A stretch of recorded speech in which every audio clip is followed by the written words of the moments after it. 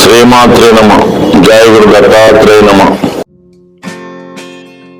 Hi, my name is Gautam and I actually stay in Malkajgiri itself. I had this back pain. It's been 1.5 years. I have tried many treatments like chiropathy, oil massage, physiotherapy especially, but it didn't work out as much like what I expected. I strongly suggest homeopathy. You people can carry on with the homeopathy. Area Malkajgiri and doctor name is like Nageshwar Rao and the clinic name is Neocare Homeopathy. ఈ వీడియోలో మనం కర్కాటక రాశి వారికి వాస్తు శాస్త్ర రీత్యా ఏ దిక్కు కలిసి వస్తుంది అన్న విషయాన్ని వీడియోలో మనం పరిశీలిద్దాం. సాధారణంగా దశ బాగుంటే దిశ బాగుంటుందని చెప్తూ ఉంటారు మన పూర్వీకులు పెద్దలు కూడా. ఇప్పటికీ కూడా అదే వర్తిస్తుంటారు. జాతక రీత్యా మనకి నడుస్తున్నటువంటి దశ అనుకూలంగా ఉన్నప్పుడు మనం ఏ దిక్కు కలిగిన గృహంలో నివసించినా అది అనుకూలంగాను సక్సెస్ఫుల్ గాను వెళ్తుంది. ఎప్పుడైతే దశ అనుకూలంగా ఉండదో అప్పుడు మనం నివసిస్తున్నటువంటి గృహంలో ఉన్నటువంటి ప్రభావం కూడా మన మీద పడడం జరుగుతూ ఉంటుంది. సో ఆ కారణం వల్ల దశ దిశ బాగుంటే జాతకుడు అదృష్టవంతుడే ఎక్కడికి వెళ్ళినా విజయవంతంగా తన యొక్క సక్సెస్ నిరూపించగలుగుతుంటాడు. ఆర్థిక పరంగా అనుకూలంగా ఉంటుంది. అందువల్ల ఏంటంటే దశని మనం ఎటు కూడా మార్చుకోలేం కాబట్టి దిశని మనకు అనుకూలంగా పెట్టుకుంటే కొంతవరకు ప్రశాంతమైనటువంటి జీవితాన్ని గడిపే అవకాశం ఉంటుంది. మరి కర్కాటక రాశి వారికి చంద్రుడు అధిపతి. సో ఆ కారణం వల్ల వీళ్ళు చాలా సున్నిత మనస్కులు కలిగి ఉంటారు. చిన్న విషయాన్ని కూడా చాలా పెద్దదిగా చేసుకొని నిరంతరం బాధపడుతూ ఉంటారు.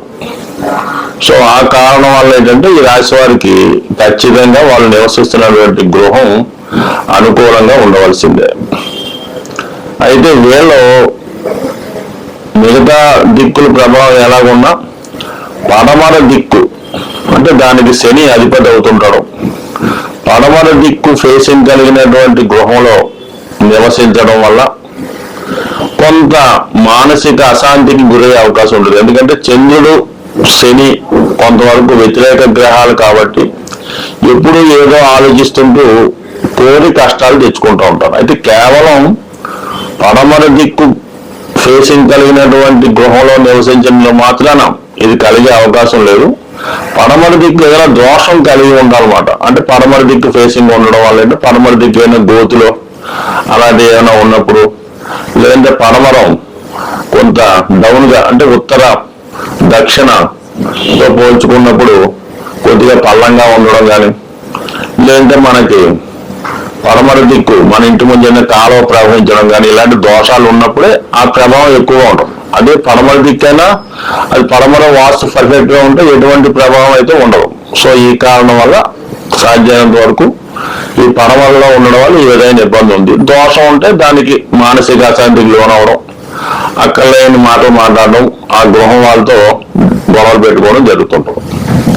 ఇక మిగతా దిక్కులు పోల్చుకున్నప్పుడు కంపల్సరిగా తూర్పు దిక్కు ఈ రాశి వారికి అనుకూలంగా ఉంటుంది. అంటే ఇది రాజరిక లక్షణాలు కలిగి ఉన్నటువంటి రాశుల మాట.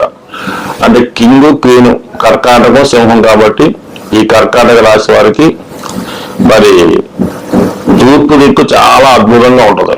అటు ఆరోగ్యపరంగా బాగుంటుంది, ఉద్యోగపరంగా బాగుంటుంది, రాజకీయ పరంగా పలుకుబడి కలిగి ఉంటారు. 100% అందులో ఏమాత్రం ప్రయత్నం చేసినా బాగా రాణించగలుగుతుంటారు. కాబట్టి నిరభ్యంతరంగా తూర్పు ఫేసింగ్ లో ఉండొచ్చు. మళ్ళా ఖచ్చితంగా అక్కడ మళ్ళీ ఆగ్నేయ దోషం ఉండకూడదు. ఆగ్నేయ దోషం ఏర్పడడం అంటే ఆగ్నేయంలో గొయ్యిలు ఉండడం కానీ, ఆగ్నేయంలో కొన్ని ఏదో బాత్రూమ్ లో టాయిలెట్ లో ఉండడం కానీ, ఈ విధంగా చేయడం వల్ల కంప్లీట్ గా మళ్ళా ఆగ్నేయ దోష ప్రభావం ఏర్పడి ఆ గృహంలో ఉన్నటువంటి స్త్రీలకి గైనిక్ ప్రాబ్లమ్స్, మగవాళ్ళకి బ్యాడ్ హ్యాబిట్స్ కలిగే అవకాశం ఉంది. కాబట్టి ఖచ్చితంగా తూర్పు ఫేసింగ్ కలిగి ఉన్న వాళ్ళు ఆగ్నేయ దోషం లేకుండా చూసుకుంటే నెంబర్ 1 గా అనుకూలిస్తుంది. ఇక అలాగే ఉత్తర ఫేసింగ్ కొంతవరకు పర్వాలేదు. ఎందుకంటే బుధుడు చంద్రుడికి మిత్రుడు, చంద్రుడికి బుధుడు శత్రువు. సో ఈ కారణం వల్ల ఏంటంటే అంటే ఒకరికొకరు శత్రుత్వం ఉంటుంది, ఒకరికొకరు మిత్రత్వం ఉంటుంది, మరి కొద్దిగా అటు ఇటు మారచ్చు. బట్ ఎనీహో మొత్తం మీద మనకి ఉత్తర దిక్కు కూడా ఈ రాశి వారికి అనుకూలించే అవకాశం ఉంటుంది.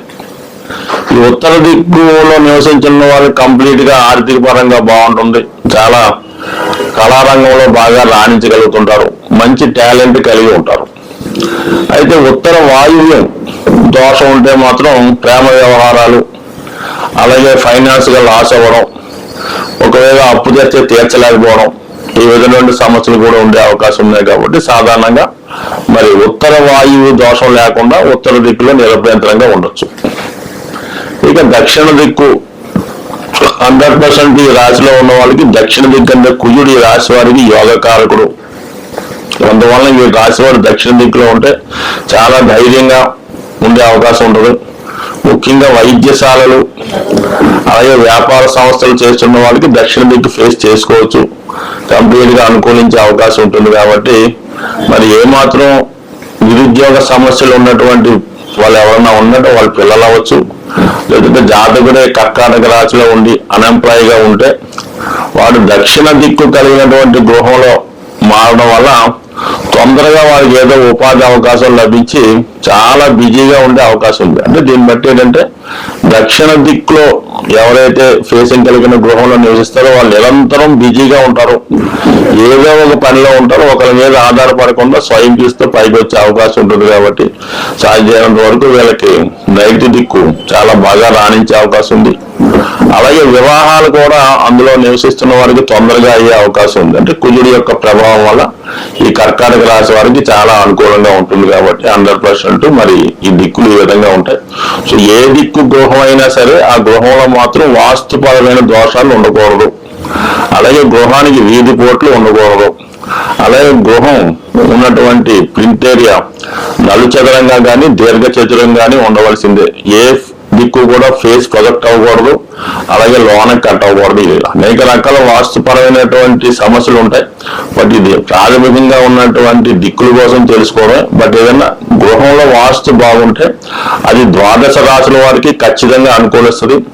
మన యొక్క దశ బాగులేనప్పుడు ఏ దిశ కలిగిన గృహంలో ఉన్నా కూడా ఇబ్బందులన్నీ ఖచ్చితంగా ఉండే అవకాశం ఉంది. బట్ ఏదైనా నిరంతర భగవన్నామ స్మరణ వల్ల రోజు సూర్య నమస్కారం చేసుకోవడం వల్ల వాస్తుపరమైన దోషాలు ఇంట్లో ఉన్నప్పటికీ కూడా జాతకుడు మనోధైర్యంతో ముందుకెళ్లే అవకాశం ఉంటుంది. స్వస్తి.